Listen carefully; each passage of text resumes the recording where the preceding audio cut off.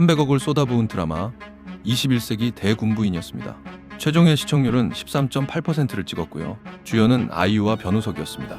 흥행에 필요한 건 다 갖춘 작품이었어요. 그런데 이 드라마는 박수가 아니라 사과로 끝났습니다. 지난 5월 18일 아이유가 SNS에 사과문을 올렸어요. 데뷔 이래 처음 90도로 고개를 숙인 사과였다고 알려졌죠. 그런데 정작 사고를 친 건 아이유가 아니었습니다. 문제는 단 한 장면, 즉위식에 있었어요. 신하들이 외친 한마디 때문에 동북공정 논란까지 번졌고요. 오늘 이 영상에서 두 가지를 정리해드릴게요. 무엇이 왜 문제였는지, 그리고 왜 아이유가 대신 고개를 숙였는지. 이야기는 바로 그 즉위식 장면에서 시작됩니다. 문제가 된 건 5월 15일 방송된 21세기 대군부인 11회 즉위식이었습니다. 변우석이 연기한 이한대군이 즉위하는 장면이었어요. 작품에서 가장 중요한 순간 중 하나였죠. 여기서 두 가지가 동시에 지적됐어요. 첫 번째는 군주가 머리에 쓴 면류관이었습니다. 자주국의 군주는 구슬 줄이 12개인 11류 면류관을 씁니다. 막상 드라마 속 군주는 9줄짜리 9류 면류관을 쓰고 있었어요.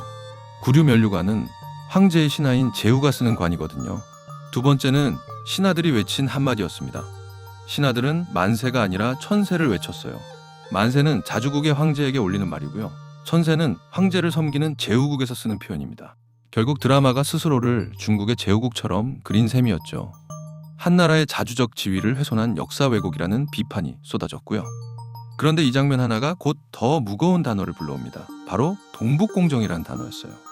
동북공정은 주변국의 역사를 중국 역사로 끌어가려는 작업입니다. 한국 드라마가 스스로를 제후국처럼 묘사한 셈이 됐고요. 이게 중국 입장에서는 동북공정에 활용될 수 있다는 우려가 나왔습니다. 한국 홍보 전문가 서경덕 성신여대 교수가 가장 먼저 목소리를 냈어요. 그는 5월 19일 SNS에 그 즉위식 장면을 올리며 동북공정의 빌미를 제공했다고 지적했죠. 글로벌 OTT로 전 세계가 보는 콘텐츠라 더 뼈아프다고도 했고요. 중화권 온라인 커뮤니티에서도 관련 논란이 확산되고 있는 상황이라고도 전했습니다. 한국사 강사 큰별쌤 최태성도 5월 18일 드라마 포스터를 올리며 일침을 놨어요. 이제 정신 좀 차리시옵소서라는 단 한 문장이었습니다. 면류관에 대해서는 줄이 9개, 황제는 12개야라고 짚었고요. 산호에 대해서는 천천세, 황제는 만만세야라며 격까지 지적했습니다. 사실 우리는 이미 비슷한 그림을 한번 본 적이 있어요. 2021년 SBS 드라마 조선구마사였습니다. 중국 풍소풍과 설정으로 역사 왜곡 논란에 휘말렸고요. 결국 단 2회 만에 폐지된 작품이었습니다. 그런데 정작 더 이상한 건 사과의 순서였습니다. 이 논란에서 가장 먼저 고개를 숙인 사람은 작가도 감독도 아니었어요. 배우 아이유였습니다. 11회가 방송된 이틀 뒤인 5월 17일이었어요. 단체 관람 이벤트 무대에 오른 아이유는 이렇게 말했습니다. 진짜 내가 더 잘했으면 될 일이다. 대본을 쓴 것도 연출을 한 것도 아닌데 가장 먼저 자신을 탓한 거죠. 이어서 5월 18일 아이유와 변우석은 각각 자필 사과문을 올렸어요. 아이유는 변명에 여지없이 반성한다고 했고요. 앞으로 더욱 신중하고 철저한 자세로 임하는 아이유가 되겠다고 약속했습니다.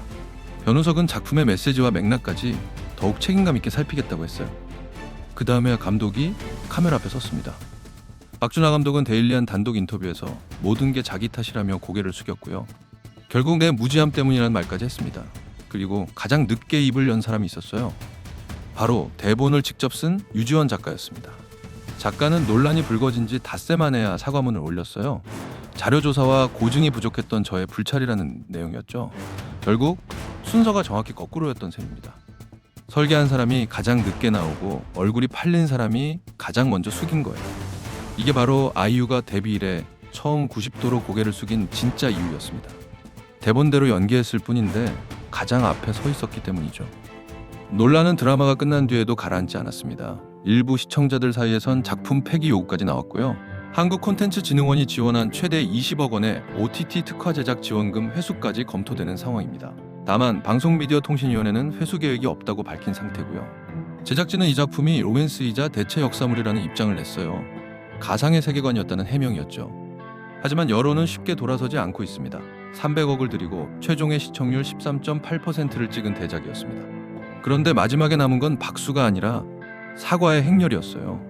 그리고 그 행렬의 가장 앞에는 대본을 쓰지 않은 배우가 서 있었습니다. 오늘 영상이 도움이 되셨다면 구독과 좋아요 부탁드립니다. 다음 영상에서 또 정리해드릴게요.